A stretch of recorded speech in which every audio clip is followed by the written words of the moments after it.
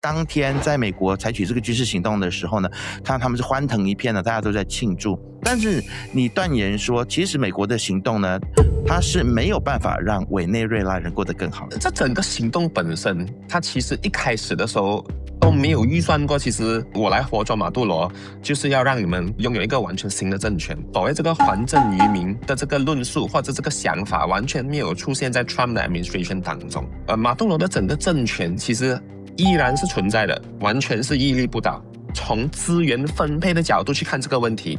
其实结论是很简单的。这个原本的政权，就算马杜罗被活捉过后，他依然还是在运作着，他依然还是生存着。他依然在运作的话，那他就必须要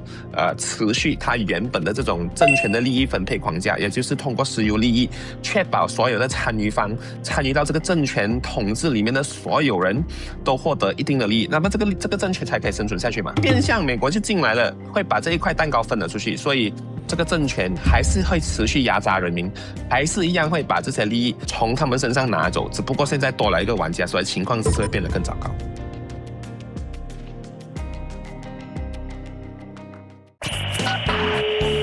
你好，欢迎收看BFM财经所制作的由BFM财经所制作的。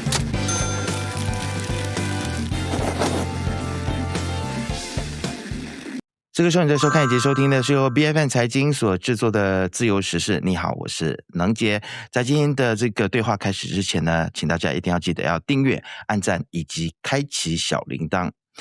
好的，我想在不久之前呢，美国针对这个委内瑞拉总统马杜罗采取活捉行动啊。那这件事情呢，在国际间真的是引起了很多很多的讨论，那也产生了很多的这个剧烈的震荡啊。那么究竟这样子去活捉一个主权国家的总统，他到底是为了委内瑞拉人民来替天行道的一个军事行动呢，还是他是一次赤裸裸的一个现代海盗的行径？其实包括在我们马来西亚的国内也都是很多人争论不休的一个课题啊。有些人呢可能就会觉得说主权跟人权其实一定要找到一个很好的平衡哦。那么在主权跟人权的传统二元对立的这个争论不休的时候呢，其实我们也看到了我们的好朋友黄子豪，他提出了一个还蛮犀利而且是蛮现实的一个视角啊。他表示说，这场的行动的这个底层逻辑呢，可能是跟民主没有关系的，它是一场关于利益还有掠夺以及地缘控制的这个精密的计算啊。为什么子豪会这么说呢？我们今天再请到子豪来到节目当中啊。子豪你好。嗨，你好，能杰。子豪，你在你的最近的一篇文章当中，你就提到说啊，目前网络的这个舆论呢，就是分成两派。那有人就是比较强调是国家主权豁免啊，那也有人认为说，这个美国它是一个侵略者啊，就认为说这个人权以及民主才是最重要的啊。那你觉得这两种的这个论述，我相信你也都看到了，然后我们马来西亚国内包括国际间也都很多人在讨论这个问题啊。其实我们是不是在讨论这个国际政治的时候，特别是美国这次的这一系列的行动，我们是不是已经过度的陷入这个意识形态的陷阱当中呢？你怎么看？对，因为这个事情其实远比所谓的国家主权以及人民或人权或民主来的复杂的。我们其实看一下所谓的国家主权的这个讨论范围。其实当我们说这个 regime 是否合法的时候，我们很多时候是要看到底这个政权是否合法上台。很明显，马杜罗的政权其实是不算是合法上台的。为什么呢？因为他经过了一个选举，但是那个选举呢，他算是把原本属于反对党的领袖的胜利掠夺走了，所以他这个 regime 基本上放在这个 context 其实是不合法的。所以也就是没有所谓政权合法性这一个说法。至于人权或民主，那整个行动呢，美国在活捉马杜罗的时候，其实他完全没有提到我们这么做是为了让这个 regime 这个不合法的政权还政于民。这个还政于民这4个字完全没有提到，甚至连谈都没有谈到。所以我觉得如果我们单从这两个视角来看的话，我们都无法真正彻底了解整个问题的关键。其实我看到你在文章当中呢，你提出一个非常务实的检验标准很多人都认为说，美国的这个行动可能会对委内瑞拉的人民来说呢，让人民过上更好的日子啊。当然，我们也看到不管在委内瑞拉的国内，或者是在美国生活的这一些委内瑞拉人呢，因为我们知道有800多万人他们离开委内瑞拉到其他的国家去生活。那他们在当天在美国采取这个军事行动的时候呢，看到他们是欢腾一片的，大家都在庆祝。但是你断言说，其实美国的行动呢，它是没有办法让委内瑞拉人过得更好。你为什么会下这样的结论呢？这整个行动本身，它其实一开始的时候都没有预算过，其实我来活捉马杜罗，就是要让你们过上拥有一个完全新的政权。就好像我刚才说的，所谓这个还政于民的这个论述或者这个想法，完全没有出现在 Trump 的 administration 当中。如果我们看整个行动完毕过后，马杜罗的整个政权其实依然是存在的，完全是屹立不倒。而且某个程度上其实还被拱卫了，被美国拱卫了。为什么呢？因为美国其实把马杜罗的副手原本的副总统现在变成希望把他形塑成美国的代理人。所以如果我们单单从这一个视角去看委内瑞拉的人民能不能变得更好那基本是不可能。为什么呢？因为剥削他们的政权依然存在，整个政权的这些所谓和委内瑞拉石油公司、国家石油公司以及军事领袖的这些利益分配系统依然还是存在的。而且这个时候呢，还加了一个新的人，一个新的 party 来进来分配来分掉这颗蛋糕，就是美国本身。所以我们如果当然从资源分配的角度去看这个问题其实结论是很简单的。一方面，这个原本的政权，就算马杜罗被活捉过后，他依然还是在运作着，他依然还是生存着。他依然在运作的话，那他就必须要持续他原本的这种政权的利益分配框架，也就是通过石油利益，确保所有的参与方参与到这个政权统治里面的所有人都获得一定的利益，那么这个政权才可以生存下去嘛。然后当然美国进来特朗普说了每一年委内瑞拉会对美国输送50 billion of 这种石油利益，所以变相美国就进来了，会把这一块蛋糕分了出去。所以这个政权还是会持续压榨人民，还是一样会把这些利益从他们身上拿走，只不过现在多了一个玩家，所以情况只是会变得更糟糕。那情况只会变得更加糟糕啊！所以我相信，其实现在大家对于国际局势的发展呢，其实我相信，不管是专家学者也好，或者是一般的民众，大家都会认为说，要怎么做才是对人民是最好的。但是感觉上，现在美国的做法很像，他不是很在乎，不管是伊朗呀，或者是委内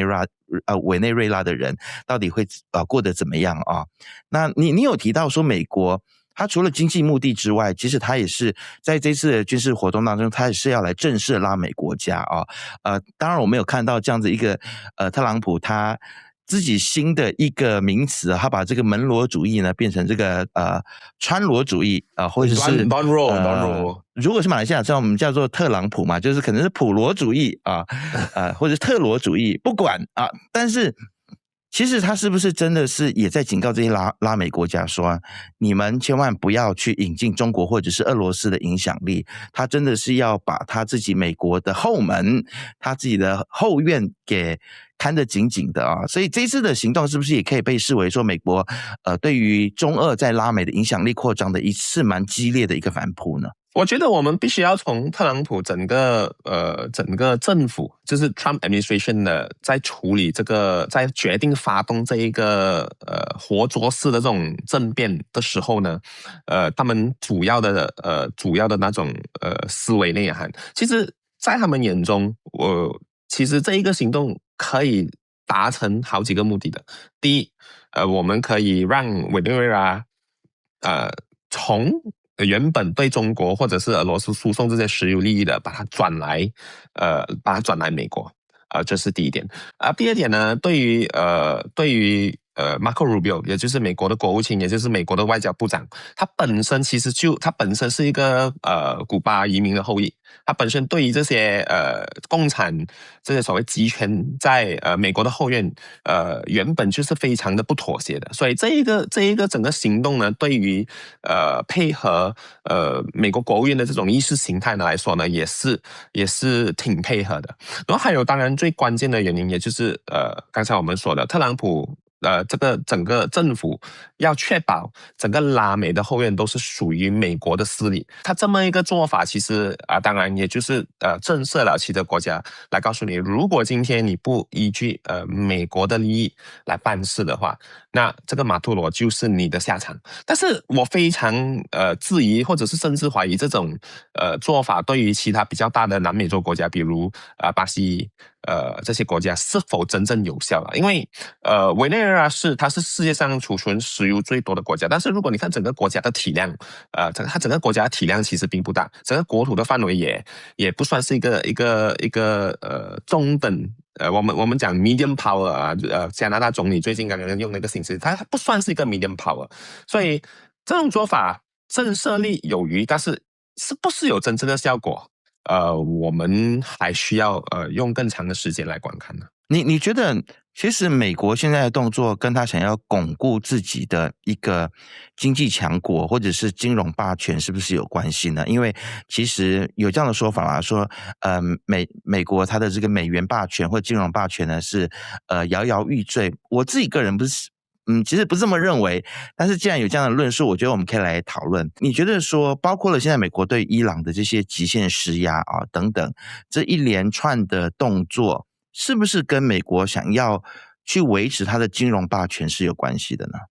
用这种方式来确保石油继续是用美元来交易的，然后用这种方式来维持美国的金融霸权，我们可以说这个是他间接希望达到的目的之一，但是不完全是这么样，我们必须要回头看一下为什么呢？因为以前对于掌控这种石油资源来说是对于美国的经济以及生存是非常重要的。那是在80、90年代的时候，这绝对是一个事实。所以我们看到为什么上一个世纪当中东的国家发起这种石油禁运啊，美国的这种石油价格就会腾飞整个美国经济就会进入萧条。但是进入了21世纪，尤其是上一个10年，美国本身其实已经成为全世界石油出口最大的国家。所以美国在整个世界石油市场已经拥有了非常大的定价权。整个 OPEC 的影响力，以前中东、委内瑞拉和俄罗斯组成的 OPEC， 以前对这个石油定价权是有非常非常大的影响力。但是现在它的这个能力已经被美国摊薄了，这是第一点。石油美元对于委内瑞拉来说，如果你要维持这种所谓的石油霸权的话，这种石油美元霸权的话，这样你就不应该打击委内瑞拉，因为委内瑞拉虽然说是世界上石油储存量最大的国家，但是它每一天出口的那种石油的数量呢，绝对称不上这个称号。它石油的出口量是非常的低的每一天。所以就算这一些石油出口所用的交易的货币不是美元，其实对美元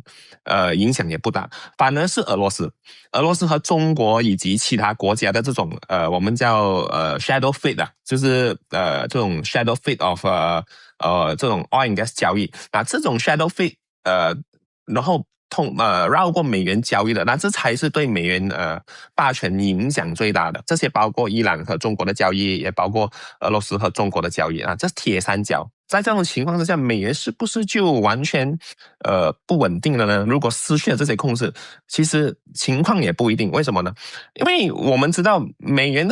的霸权其实形成于主要3个原因。当然，它是世界上最广泛的交易货币。刚才我们说了，如果俄罗斯、中国和伊朗尝试绕过美元来进行这种石油以其他货币进行石油交易，的确会影响。但是其实还有2个更关键的，第一就是美元是一个定锚，它是一个定锚，很多国家的货币都是以美元作为基础或者是对标美元来进行这种兑换率的。然后还有一样东西是整个世界的这种交易系统都会通过美国掌控的 SWIFT system。OK，SWIFT system， 所以这个 SWIFT system 呢，决定了你和这个国家与国家，甚至是公司与公司之间能否进行交易。比如说，今天如果你一旦被踢出 SWIFT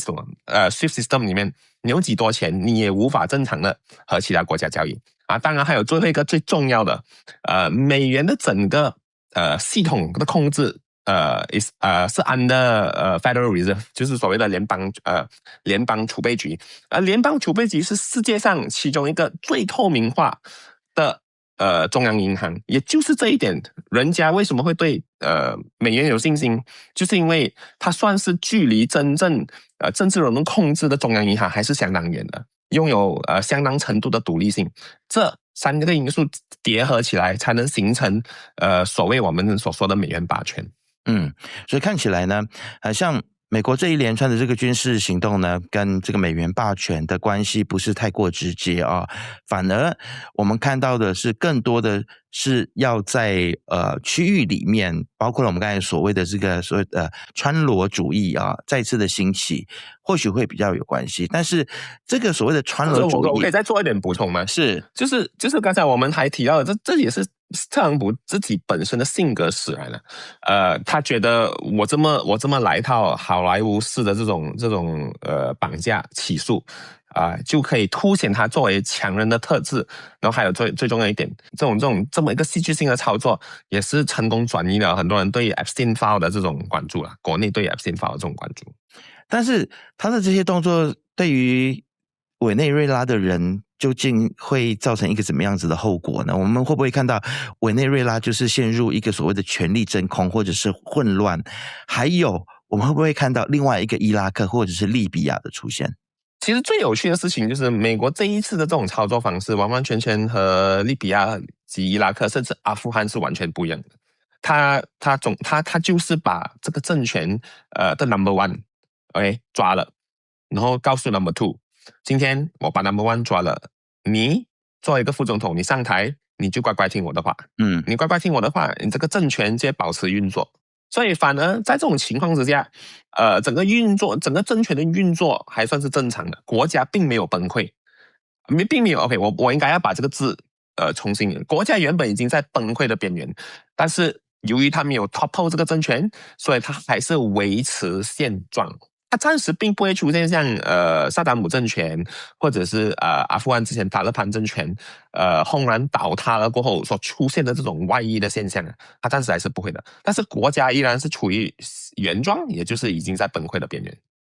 OK， 那可不可以我们这样解读呢？就是其实特朗普他比起以前的美国总统，是不是他的做法上面更加的聪明了一些呢？因为过去我们看到就是直接进去，然后架空别人的整个政府让政府形成真空结果就造成了一些不可逆的一些的破坏但现在这么做是不是已经就是美国从过去的错误里面纠正过来，反而他们用一种比较不激进的做法？那子豪你觉得现在其实对于整个伊朗的做法又很像不一样了包括了本来很像都已经是要大军要进入伊朗了，但是现在又暂缓了。你觉得为什么特朗普会暂缓伊朗的这个军事行动呢？我们看伊朗的情形呢，如果我们要明白伊朗的情形，这样我们可能必须要回去委内瑞拉的再来谈一下委内瑞拉为什么特朗普今天只是活捉了他的总统。他今天活捉了他的总统，理由很简单，这个国家已经在崩溃的边缘了，我进来把你的独裁者抓了，但是我并没有要扫除掉你的这个政权，因为特朗普政府本身认为我并不是要挽救于你的国家于将倾倒之时让你重生，我并不是要这样做，我只是希望可以换一个我更方便谈判的人，让我从中获得更大的利益。这就是他在委内瑞拉执行这种活捉的方式。那如果我们回到伊朗呢，事情就变成非常的复杂。首先，伊朗并不好像委内瑞拉这么般的样子，它拥有非常强大的军事能力，包括虽然已经有人说他已经把那个核设施摧毁了，但是他到底有没有保有一些核弹头那还是一个没有 100% clear 的东西。然后第二点，在美国的盟友圈中，其实很多人并不赞同直接就对伊朗动手，为什么呢？因为对伊朗动手，可能就会回复到像以前伊拉克的情形。如果你把这个政权击溃了，但是你又没有给予一整套的重生方案，包括资金，包括建设，包括寻找可行的替代人选来重新 build 一个新的 regime， 那伊拉克的这个前车之鉴就是值得借鉴的，包括很多的这些所有的这些难民啊，外溢到其他中东国家，然后那些伊斯兰极端主义分子就会趁机占据很多的领土来传播这些极端的思想，这是中东各国非常不愿意看到美国在还没有完全整套方案之前就动手。这是一点。第二点，以色列同样的也不希望在他本身没有充分准备之下，美国就进去动手，因为在以色列眼中，无论是上一次美国派轰炸机把他核设施捣毁，或者在委内瑞拉活捉马杜罗，这些都是 half cook。对于以色列来说，要么不做，要么就一定要做绝。在他眼中，美国近2场的这种所谓的军事行动都是 half cook。上一次 half cook。所谓的 half cook， 上次捣毁伊朗的核设施，结果我们看到新闻，不出1年，他已经开始重建，并开始重新进入这种 uranium 的这种 concentration 的 activities。委内瑞拉当然也是了，你看到他只是活捉政权还是存在的。对于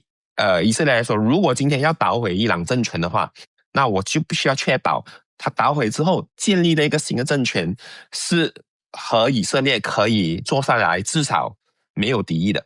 是以色列某个程度上是可以控制的。所以基于这2方面的压力，所以美国到最后并没有实行军事打击。或者我其实也有在某个程度上在猜想，特朗普今天就算要打击伊朗，可能也只是耀武扬威一番，他完全没有那种心思来投入资金，来投入这种建设以及帮助伊朗建设相关的新的这种政权的那种想法，完全没有。以特朗普的这种快餐的，他也是 McDonald， 他其实他的整个政治的那种 policy 也是很快餐的，他只是想要解决一小部分的问题，这样就好了，就获得这种所谓的这种spotlight， 问题就解决了。对，所以看起来美国它像包括您讲的就是特朗普他这种快餐式的这种手法，但是也有人会觉得说，美国现在看起来很像还是蛮克制的它并不是就如我们想象的会很急躁的去行事但是在我们今天的这个录音之前呢，其实我也有传了一个新闻给子豪看就是其实也是有一些的评论认为说，美国这个国家现在正在失控当中，包括了我们看到了说，特朗普现在对于这个Greenland也是在觊觎，然后一直说要拿下这个地方所以子豪你怎么看接下来的局势会往哪个方向来发展呢？我们先说特朗普对于 Greenland 的这种索求，我觉得这种索求是完全的没有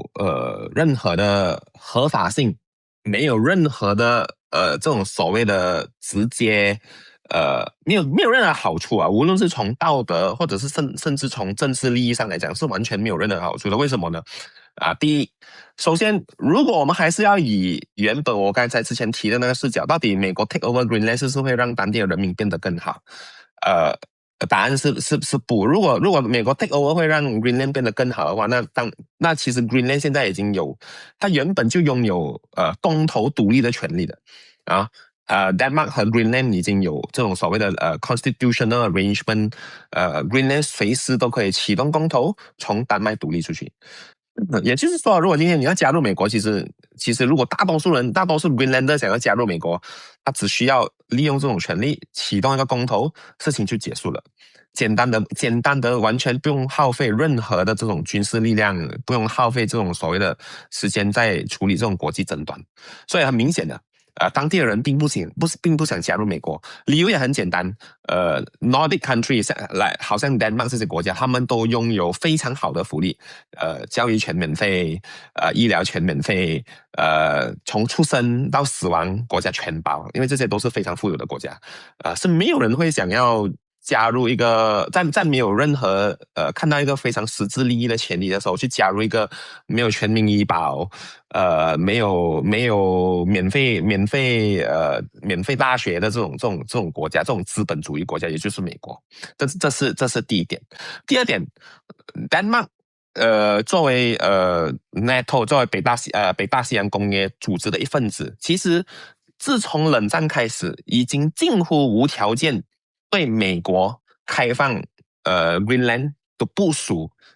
任何他所需要的这种所谓的武器。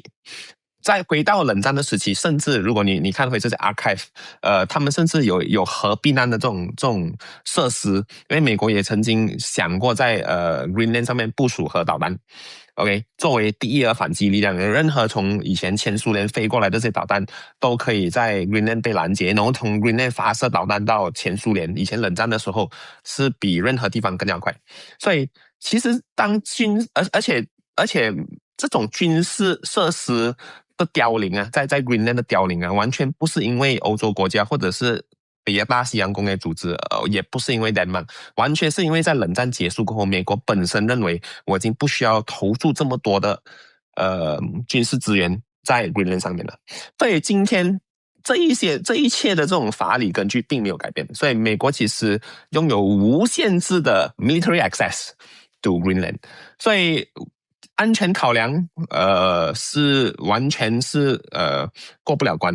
然后我们说无论是不是对当地人民更好，这种论述也过不了关。那剩下还有什么呢？那剩下的其实就是特朗普本身的好大喜功。为什么呢？因为作为 Greenland， 如果 Greenland 真的是 annex into 美国，那将会是美国近200年来最大的领土扩张。他认为他将成为美国历史上最为伟大的总统 ，Make America Great Again 的总统。